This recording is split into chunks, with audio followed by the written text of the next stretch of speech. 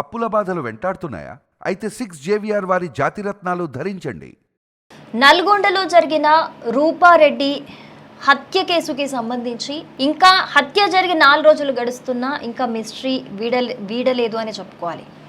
అసలు రూపారెడ్డిని హత్య చేయడానికి గల కారణాలేంటి? ఎవరు హత్య చేశారు? అసలు ఎందుకు హత్య చేశారు? మరీ అంత దారుణంగా 27 కత్తిపోట్లతోని కనిపించింది. మరీ అంత దారుణంగా హత్య చేయాల్సిన అవసరం ఎవరికి ఉంది?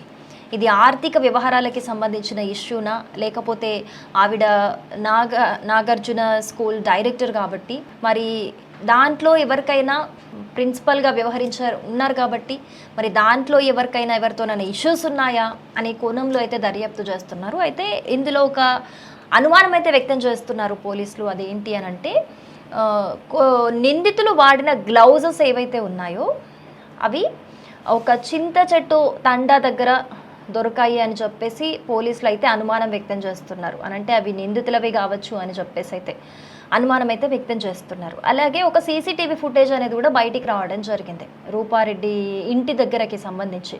ఆవిడ ఆ రోజు స్కూల్ కంప్లీట్ చేసుకొని వాళ్ళ హస్బెండ్కి ఫ్రెండ్స్ వస్తున్నారు అని చెప్పడం జరిగిందట. 5:01 కల్లా తను ఇంటి దగ్గర ఉన్న ఒక సీసీటీవీ ఫుటేజ్ అయితే బయటికి కనిపించడం జరిగింది. అయితే వాళ్ళ హస్బెండ్ 7:30 ప్రాంతంలో కాల్ చేస్తే ఆవిడ రెస్పాండ్ అవ్వలేదు. సో ఆయన పక్కన నేబర్స్కి కాల్ చేసి వాళ్ళు చెప్పడము ఇంకా నెక్స్ట్ డే మార్నింగ్ కల్లా ఆయన హైదరాబాద్ నుంచి నల్గొండ చేరుకోవడము అంతా జరిగిపోయింది. కానీ ఇక్కడ మెయిన్ క్వశ్చన్ ఏంటి అని అంటే అసలు ఆ నిందితులు ఎవరు? పోలీసులు అనుమానిస్తుంది ఏంటి అని అంటే ఎవరికో సుపారీ ఇచ్చి చంపించారు అని అనుమానం అయితే వ్యక్తం చేస్తున్నారు. కానీ సుపారీ ఇచ్చి మరీ చంపించాల్సిన అవసరము ఎవరికి ఉంది? అంత అన్యాయం రూపారెడ్డి ఎవరికి చేసింది? అసలు ఎలాంటి వ్యవహారంలో ఎలాంటి ఇష్యూలో చంపించాల్సిన అవసరం వచ్చింది? అంటే చంపించాల్సిన అవసరం వచ్చింది అని అంటే ఏదో పీక్స్లో గొడవ జరిగితే తప్పితే అంత అవసరానికి ఏది రాదు. ఇంకో పక్క కొంతమంది స్టూడెంట్స్ కూడా వెళ్తూ ఉన్నారు అక్కడికి, కొండెమల్లేపల్లికి వెళ్తూ ఉన్నారు. ఇంటి దగ్గరికి వెళ్ళి కూడా చాలా బాధపడుతూ ఉన్నారు. వాళ్ళు చెప్తుంది ఏంటి అని అంటే ఆవిడ వ్యక్తిత్వం ఎలాంటిది అని అడుగుతుంటే మాకు సెకండ్ మదర్ ఆవిడ అని చెప్తున్నారు. ఇంకా హాస్టల్లో ఉన్న వాళ్ళైతే మాకు ఆవిడ డైరెక్ట్ సెకండ్ మదర్, పేరెంట్స్తో ఈక్వల్.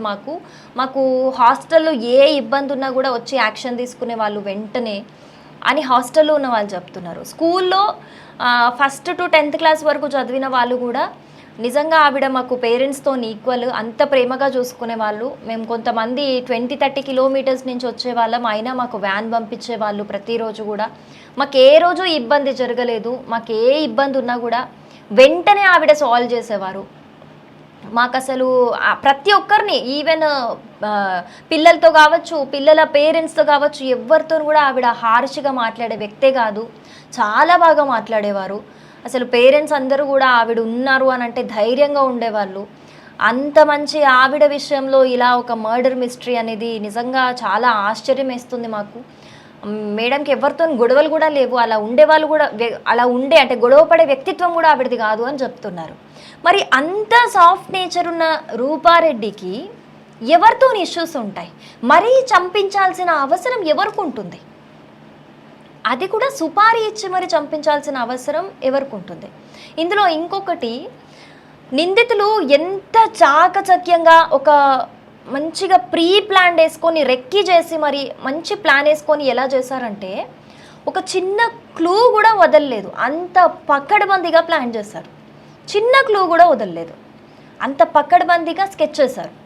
స్కెచ్ చేసి చంపేసి ఇంట్లో ఒక్కరున్నది చూసుకొని చంపేసి వెళ్ళిపోయారు. అంటే ఏ టైంకి వస్తున్నారు, ఏ టైంకి వెళ్తున్నారు, ఒంటరిగా ఎప్పుడు ఉంటారు, ఎక్కడెక్కడ సీసీటీవీ ఫుటేజెస్ ఉన్నాయి, ఎక్కడి నుంచి వెళ్తే మనం చిక్కకుండా ఉంటాము, ఏమేం ఆధారాలు దొరకకుండా మనం ఏ విధంగా దీన్ని ప్లాన్ చేయాలి అని చెప్పేసి అంతా పక్కడ బందీగా స్కెచ్ చేసుకొని మరి ఈ మర్డర్ చేసినట్లుగా అయితే మనకు కనిపిస్తుంది.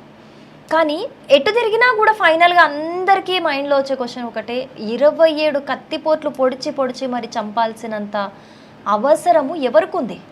రూపారెడ్డిని చంపాల్సినంత అవసరము. ఆమె వ్యక్తిత్వం పరంగా అక్కడ నేబర్స్ని దగ్గరలో ఎవరిని అడిగినా కూడా ఆమె చాలా మంచిది అనే చెప్తున్నారు. మరి ఎవరికన్నా పార్ట్నర్షిప్ ఉందా దీంట్లో? ఏమన్నా ఆర్థిక వ్యవహారాల దృష్ట్యా ఏమన్నా పగబెట్టుకున్నారా? అసలు ఏం జరిగింది అనేది అయితే ఇన్వెస్టిగేషన్లోనే తేలాలి. ఇప్పటికీ 4 రోజులు గడుస్తున్నా కూడా ఒక పెద్ద క్లూ కూడా రావట్లేదు. మరి పోస్ట్ మార్టం రిపోర్ట్ వచ్చినాకన్నా ఏమన్నా క్లూ దొరుకుతుందా? మరి ఈ గ్లౌజెస్ దొరికాయని చెప్తున్నారు. మరి వాటిని ఎగ్జామినేషన్ చేసినాకన్నా ఏమన్నా క్లూ దొరుకుతుందా అనేది అయితే చూడాల్సిందే.